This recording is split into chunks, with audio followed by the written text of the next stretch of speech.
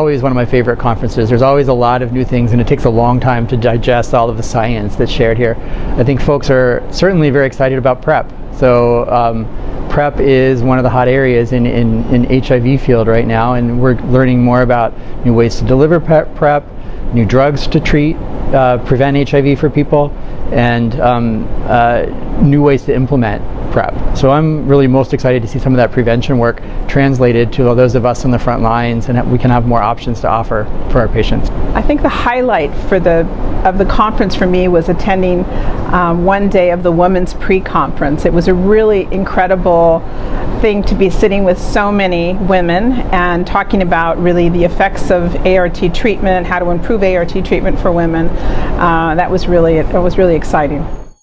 So this is my first time actually attending CROI, so I think the biggest highlight is just being with so many great researchers and hearing especially the international perspective. Absolutely. So CROI is drawing to a close, but I think some of the most interesting things are the continued advancement of chronic treatment, including long-acting injectable and new areas, prevention, new data on PrEP, and as well the potential for prevention looking forward to other modalities, including preventive vaccines.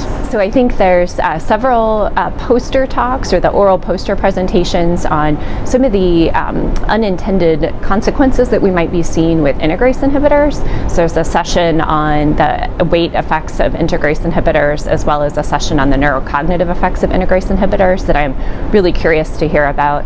Certainly the cure patient is probably a lot of the excitement, and it's hard not to be excited about the potential for another cure. But I think just understanding a little bit better about some of the unintended consequences we might see with antiretroviral therapy, trying to understand whether or not it's an effect of the drug or whether or not it's effective HIV, and then what can we do to intervene and prevent some of those, I think is the biggest takeaway for me from a comorbidities aging standpoint.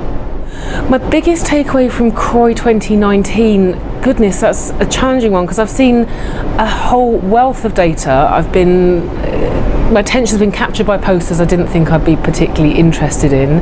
I think the injectables are obviously a big story. I think Discover and showing that TAF-FTC is as efficacious as TDF-FTC is really important data. I didn't think it would be as good. In the same session we saw data showing much lower rectal drug concentrations for TAF than TDF. I didn't think it would work. I was very surprised, and it's good to see that it does. I think a big take-home message for me has been that weight gain is important. It's being studied. It's an important side effect for patients. I think we're learning that the modern integrase inhibitors and also perhaps TAF are associated. And for me, it means that we're going to be that much more robust about collecting weight in our clinic cohort, so we can start following this up properly. Well, I think we've learned that it is possible to cure HIV. We've seen the second case of an individual with HIV infection and lymphoma who actually was maybe not cured, but with prolonged remission, potentially cured.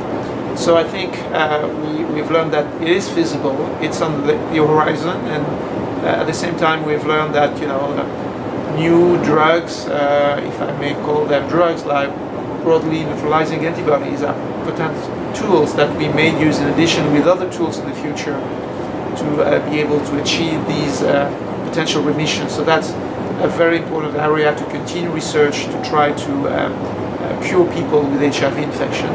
At the same time, we need to improve the tools we have for prevention. We've learned at the conference very interesting data on new drugs for prevention. We have had the results of the large Discover study that confirms that PrEP works very well. Very, very few failures in people taking drugs. So that's quite reassuring that actually with better tools to prevent HIV infection, better drugs, and potentially hopes that in the future we could hopefully cure people with HIV infection. So that's quite reassuring, and I think now the challenge is how are we going to implement these advances for the benefit of people. CROI is a big conference with lots of new, exciting work. Certainly, the very newsworthy the story of the second person who was considered cured has been really exciting. You know, the use of in the plenary session that sort of talked about the use of antibodies in treatment research. Our agency is very involved now in using molecular HIV surveillance very aggressively. So this morning's plenary by Alexa Oster on the importance of cluster detection using the tools of phylogenetics and molecular HIV surveillance have been very, very timely. Yeah, that's. I think those are the two sort of, biggest take homes for me.